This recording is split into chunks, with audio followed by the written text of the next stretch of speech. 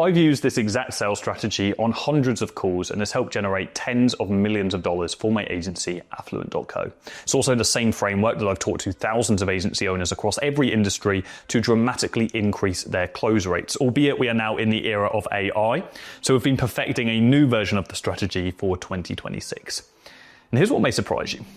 It doesn't rely on persuasion, pressure, or a clever script. So in this video, I'm going to show you why most sales calls fail before the price is even mentioned, and the 4-step sales process that I use that is simple and incredibly effective. Let's get into it. So if you're not closing deals at the rate you want to right now, it's probably due to one specific thing. And it took me a very long time to learn this thing. And when I did, it took me from burning through leads to closing dream prospects with ease. The strategy does not matter, your tone does not matter, none of this technical stuff actually matters until you implement this one shift in your sales process. So real quick, I want you to imagine that you are ill. You don't know why, but your body is aching. You've been stuck in bed all day, the painkillers aren't working, you've tried every traditional solution that you can think of, and so you go to the doctor. Now, what if the doctor just prescribed you some medicine right away? He didn't acknowledge what kind of pain you're feeling, didn't understand your symptoms, and didn't give you a proper diagnosis. All he did was hear that you were ill, tell you you need a specific medicine, and then sent you on your way.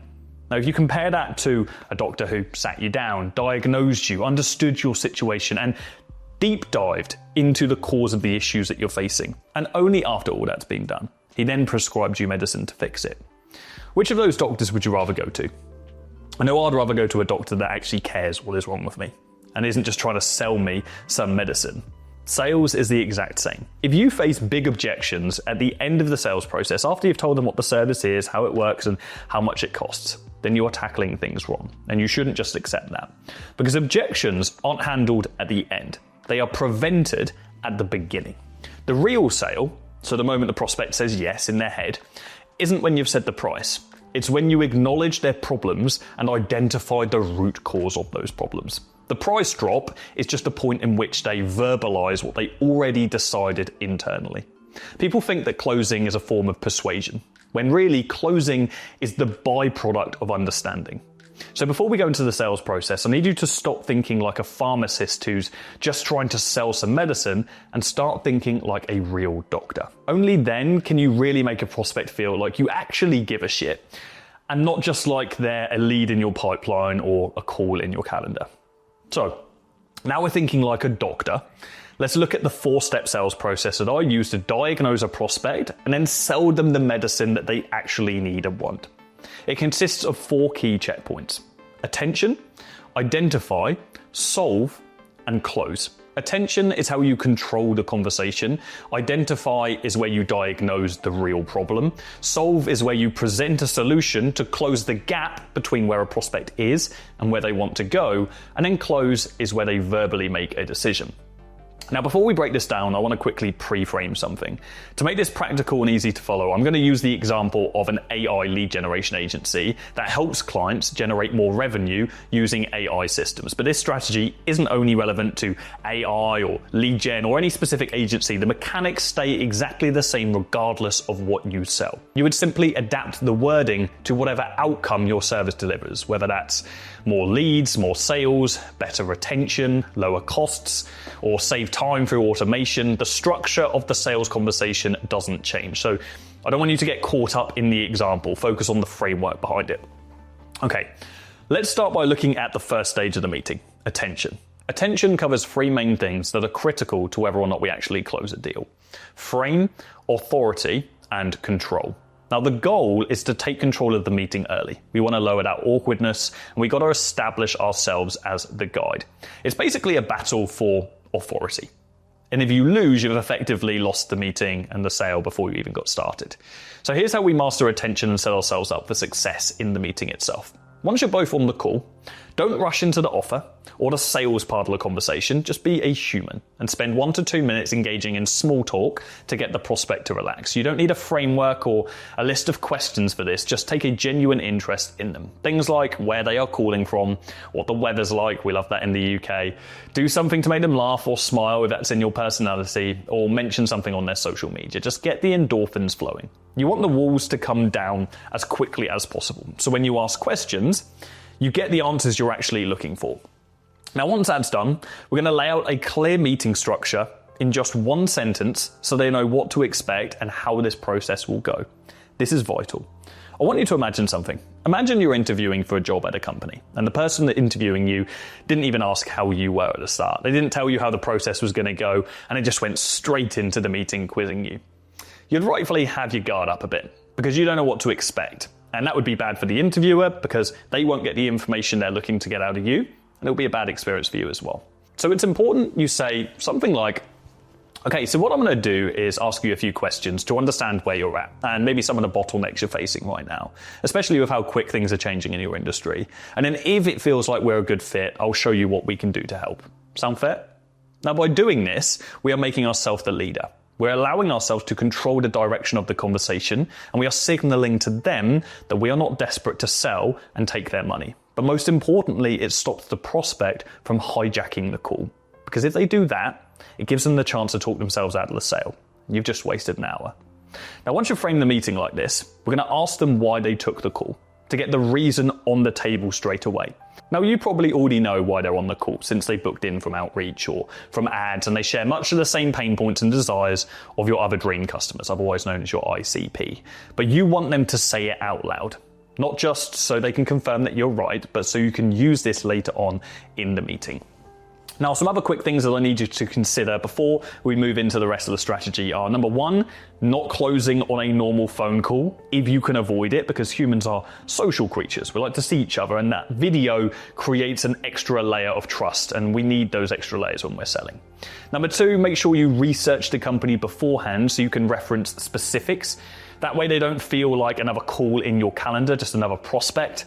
And number three, make sure you look presentable with a clean background, because the halo effect applies in sales just as much as anything else.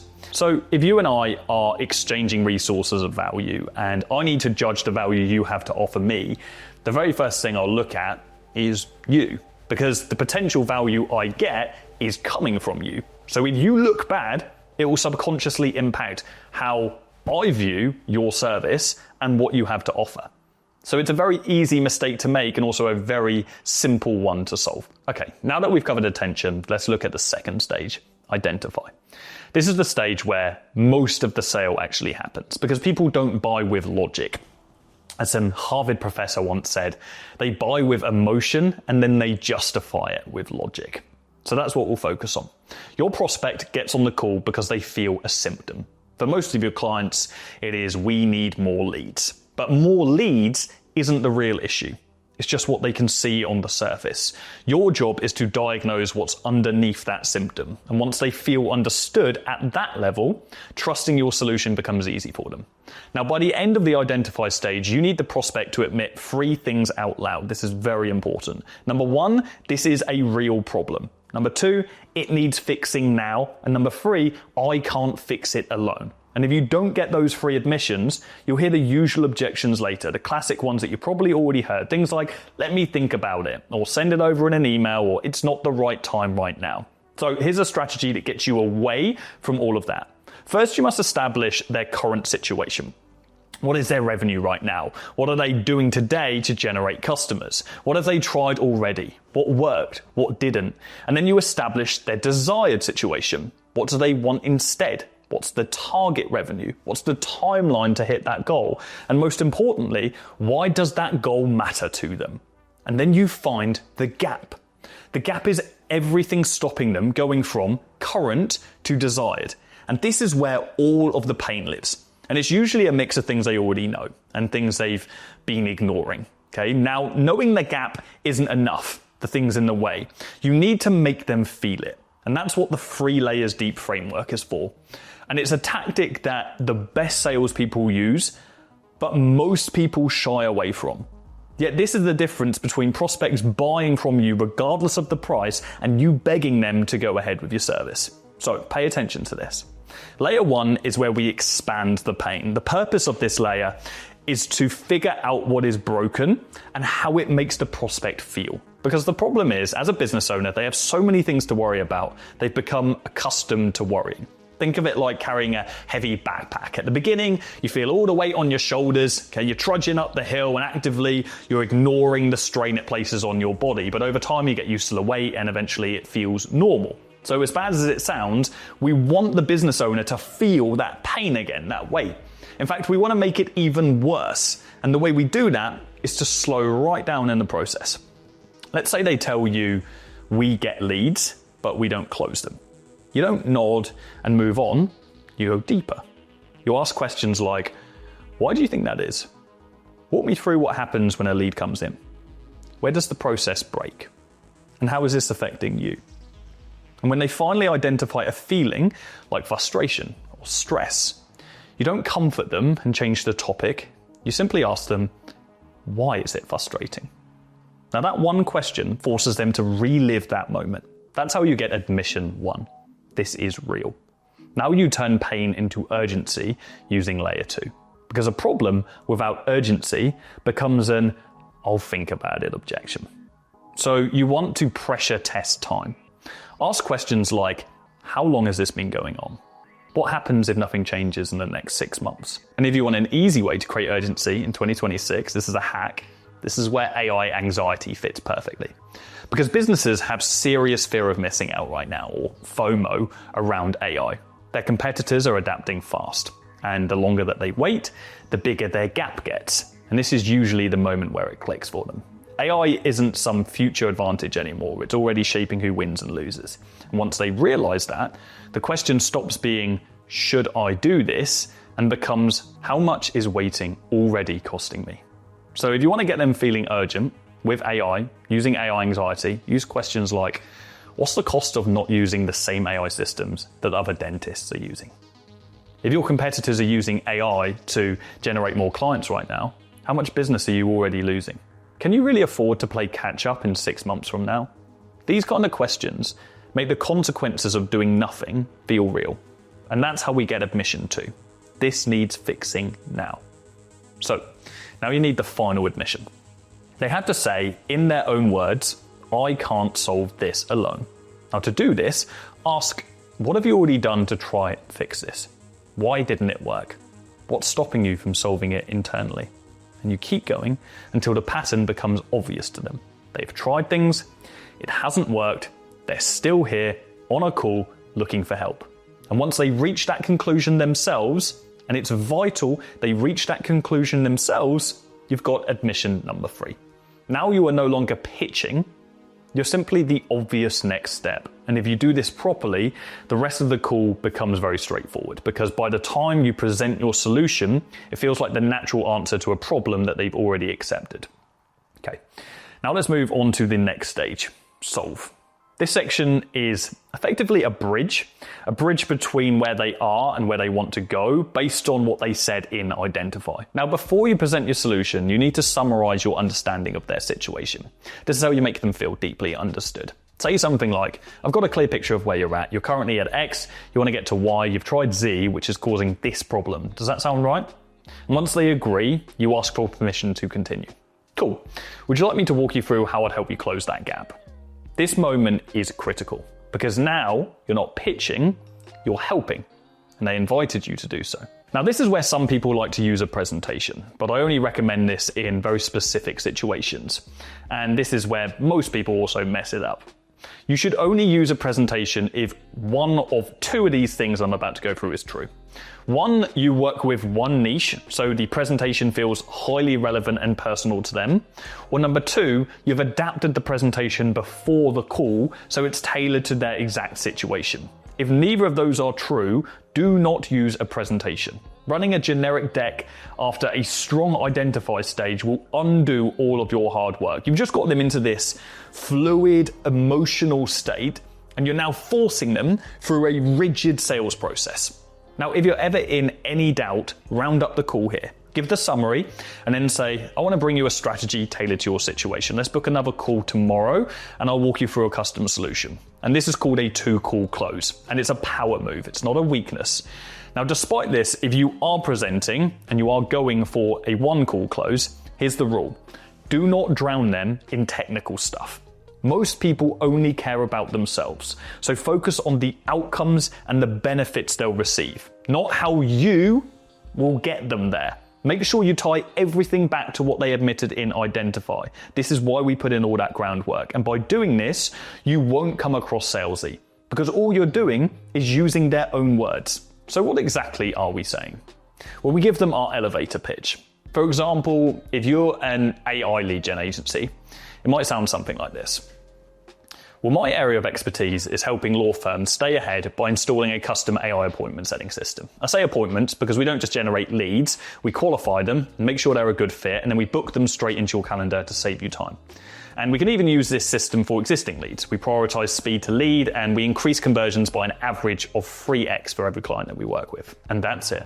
It's clear, it's outcome focused, and directly tied to the gap you just identified. Now, once they understand what you do, you reinforce it using the weapons of influence. The first is social proof. We show them existing clients who are in a similar situation now getting better results. And if you don't have social proof because you're just getting started, use comparison. Show them their competitors and the gap between where they are and where those competitors are. Business owners hate knowing others are outperforming them. They hate being compared to competitors. It creates urgency without you having to push them. It lights this fire in their belly. And finally, we leverage authority. Demonstrate that you understand the systems that those case studies or competitors are already familiar with. Things like AI speed to lead, automated qualification, and what happens when you run systems automatically 24/7 instead of humans within work hours only. But only from a high-level perspective. This part is important. The goal here is not to over-explain. Your job isn't to walk them through every little detail of your service. It's to give them just enough information for them to start digging. You want the prospect to sell themselves on the solution, not the other way round. And most agencies make the mistake of explaining 100% of what they do, when in reality, the prospect only cares about 10% of it. So let them ask you about that 10%. And once they've asked everything they care about, there should only be one question left. How much does it cost? And throughout this entire process, make sure you get them to validate you. Say things like, are you with me? Does that make sense?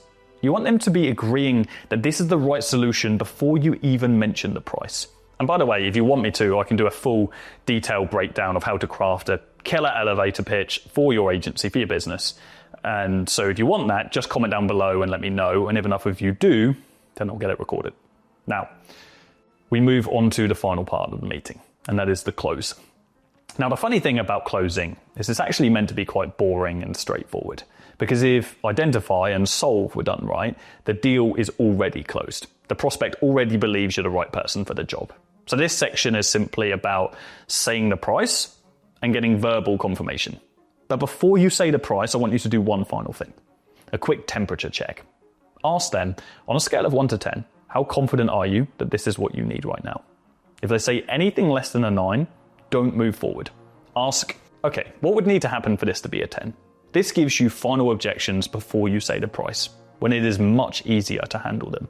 Now, once you've done that and you're happy to proceed, say the price and shut up. Don't say a word. Don't justify it. Don't over-explain it. Just wait. You should have enough conviction in yourself, your service, and your abilities that the offer feels like a no-brainer. And if you're early on and you don't have that conviction yet, fake it till you make it. Not by lying, but by showing up with the same posture, the same tone, and calm certainty as someone who knows this works. Your body language should communicate that the service is airtight and the price does not need defending. If they say yes, congrats. All we need to do is outline the next steps, book the onboarding call, and take the payment if it's appropriate.